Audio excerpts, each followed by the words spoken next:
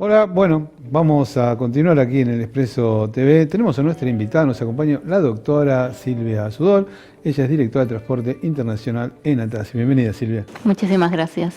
Bueno, primero vamos a hablar un poco de cómo está la situación en el transporte internacional. La pandemia me imagino que trajo inconvenientes, ¿no?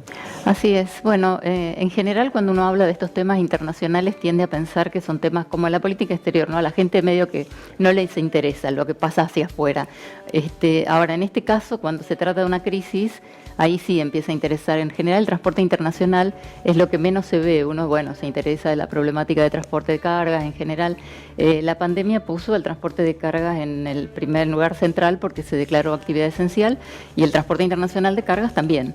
Entonces, de las primeras cosas que nos pasó, bueno, eso ya más o menos fuimos en un proceso de transición, el tema de que querían, bueno, las autoridades de control querían poner en cuarentena a los choferes, bueno, toda una serie de cosas que fueron pasando.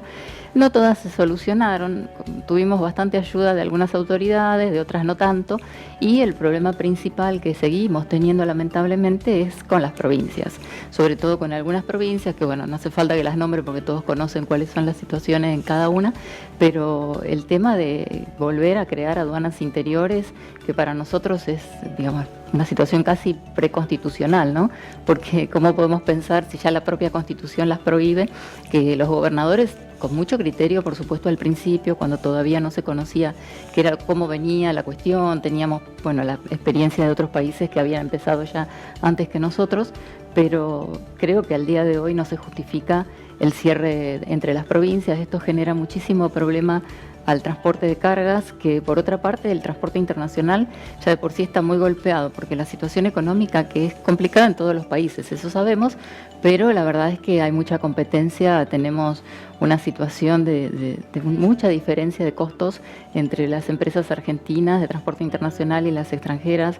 Tenemos empresas de otros países, sobre todo de Brasil, que a veces ingresan a la Argentina con exceso de peso y dimensiones también, y eso es una competencia desleal.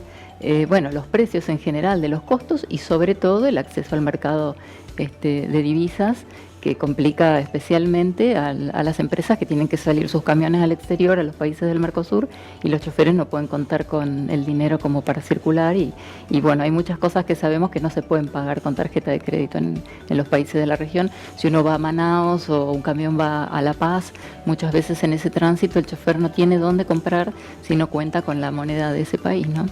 Contamos un poquito, vamos al principio, si con todos los países la situación, por ejemplo, en fronteras fue igual, tanto con Paraguay, Brasil o Chile, por ejemplo.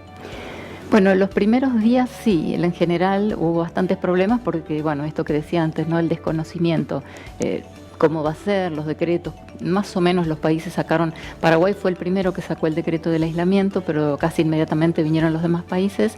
La verdad es que después, poco a poco, se fue mejorando la situación. En general, y lo lamento mucho, siempre lo hablamos con la gente de FADEAC, con toda la gente que trabajamos y las cámaras del Mercosur, en general donde mayor problemas tuvimos es en las fronteras de Argentina hacia adentro, sobre todo porque en algunos casos, como bueno, un tema que creo que acá con ustedes he mencionado hasta el cansancio, el famoso Cotecar, ¿no? En Paso de los Libres, al día de hoy todavía seguimos con muchos problemas, los camiones siguen parados en el puente, es un tema, bueno, de mucha complicación. Después pasó lo de Uruguay, que fue cuando puso nuevas restricciones, porque bueno, Uruguay fue manejando la pandemia de una manera bastante cuidadosa y para evitar mayores contagios, entonces lo que hizo fue agregar los nuevos test y algunos requisitos nuevos, bueno, pero eso lo pudimos resolver poco a poco con la ayuda de las autoridades argentinas y uruguayas. Pues yo te propongo, hacemos un pequeño corte y continuamos.